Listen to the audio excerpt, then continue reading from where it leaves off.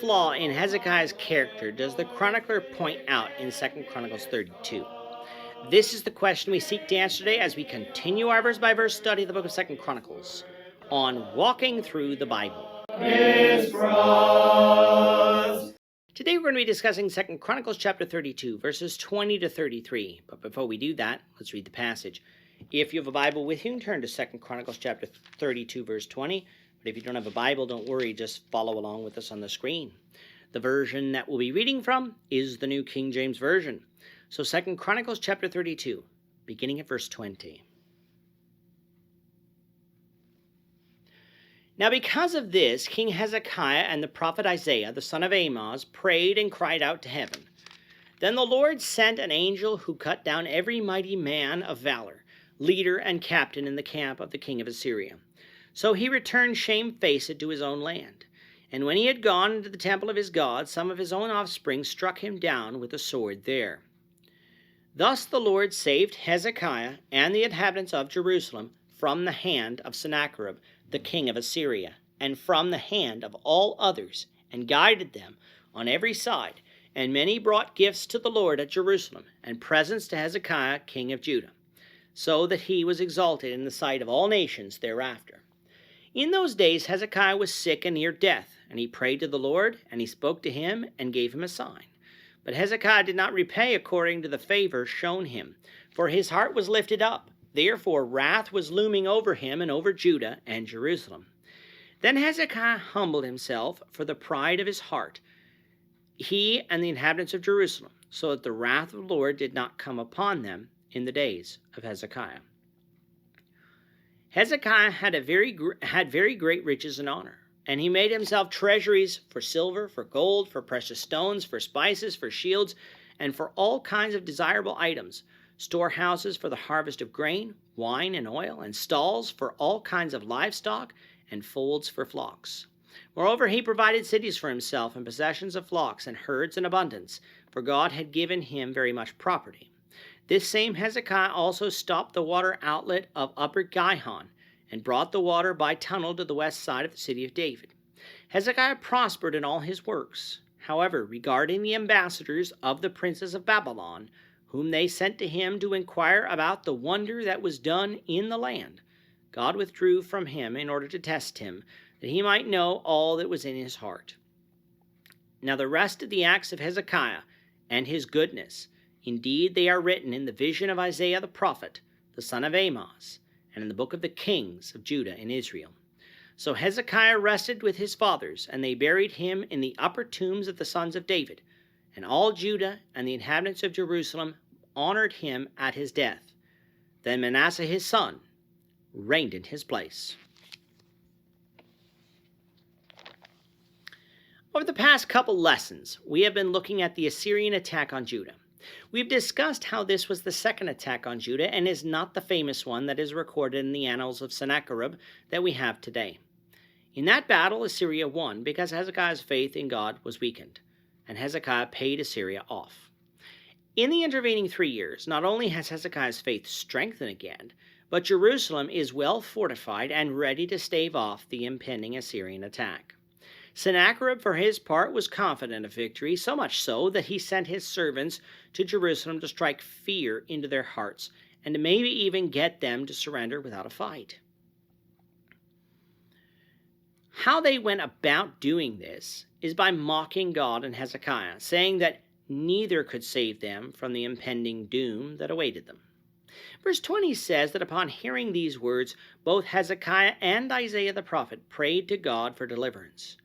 We get more of the details of this prayer and God's response in 2 Kings 19. Needless to say, though, God answered Hezekiah's prayer by sending an angel to cut down the army of Assyria and send them fleeing back to Assyria. 2 Kings 19 verse 35 says that night 185,000 men of the Assyrian army died, and that later, which history will record is about 19 years later, Sennacherib will be killed by 2 of his sons while he was praying in the temple of his God. Thus, God saved Jerusalem from the Assyrians at that time, and did so against all others that made the same attempt during the reign of Hezekiah. In fact, the Lord blessed Hezekiah with wealth and even exalted him in the sight of all nations thereafter. As we come to verses 24 to the end of the chapter, what we get is the chronicler quickly summarizing other events that took place during the reign of Hezekiah that are noteworthy. These events we noted from 2 Kings took place before the first battle with Sennacherib, with these events likely occurring around 713 BC. The first one the chronicler mentions is Hezekiah's sickness that is covered in more detail in 2 Kings 20. If you recall from there, Hezekiah was sick and was originally told by Isaiah that he would die, but upon humble prayer to God, God agreed to extend Hezekiah's life by 15 years. This was signified by the turning of the sundial back 10 degrees. The chronicler, I don't believe, gives us this event simply to tell us of it, for if that was the case, he leaves out the most important details. Rather, this event is included to show Israel that Hezekiah was not perfect. He had a flaw that hurt him in the latter part of his reign, and yet, through it all, he remained righteous by relying on God's grace to save him through faith. What was that flaw? Pride. When we get to Isaiah, we'll get the account of Hezekiah's sickness for the third time, and when we do, we'll find out that Hezekiah responded to God's gift of an extended life by saying that he would humble himself all the rest of his days. And yet, the chronicler is the one who points out that this didn't turn out to be true. In fact, after this, his heart became so lifted up that the wrath of God was over him and over Judah and Jerusalem. This wrath, I believe, is referring to the attack by Sennacherib that we just finished covering, and that it was when Hezekiah finally humbled himself before God that God delivered them from that wrath. Why did Hezekiah become so puffed up? It had to do with his wealth.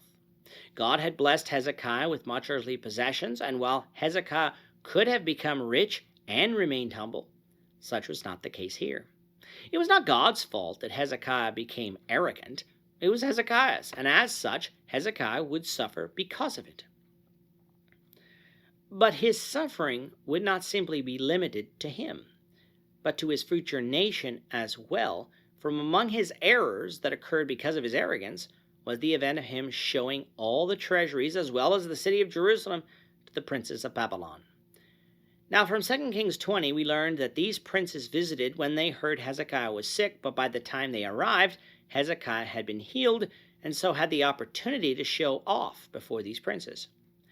Why might Hezekiah have desired to show off? Because both of these nations had a common enemy, Assyria. And so if a future alliance was to be made, the nations needed to be on friendly terms. And what's more, Hezekiah would have wanted to show himself off as wealthy and powerful, one that the king of Babylon would want to ally himself with to begin with. In 2 Kings 20 and in the book of Isaiah, Isaiah would tell Hezekiah that what he did was foolish, for that nation would one day rise up and take Judah, thus giving them intelligence that they could use to their advantage. It would prove costly to his descendants. Hezekiah didn't need earthly allies as long as he had God on his side, something that Hezekiah seemed to forget from time to time. The chronicler tells us that God allowed this to happen in order to test Hezekiah, that he might know what was in his heart. This does not mean that God was unsure about Hezekiah, for God is all-knowing, but until something is allowed to happen, it isn't proven yet. It hasn't been demonstrated. One can say that they are faithful, but until that faith is demonstrated, it's simply words.